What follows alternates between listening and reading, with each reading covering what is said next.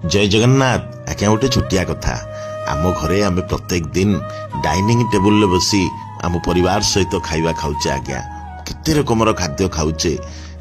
गोटे कथा आज्ञा थरे मात्र ए आश्रम परिवेश को जातु। एठी तो डाइनिंग टेबुल नहीं, एठी 10 रकमर खाइबा नथिबो, किंतु आपण थरे से कुनी कुनी असहाय पिला मानक साथी रे बसिकी खाइबा खांतु, देखिबे प्रसाद सेवन करंतु। आपन को निश्चित जना पड़िबो जीवनर प्रकृत मूल्य कौन। आमे आसीचे कौन पाई, कौन करिबा दरकार हेले कौन करूचे।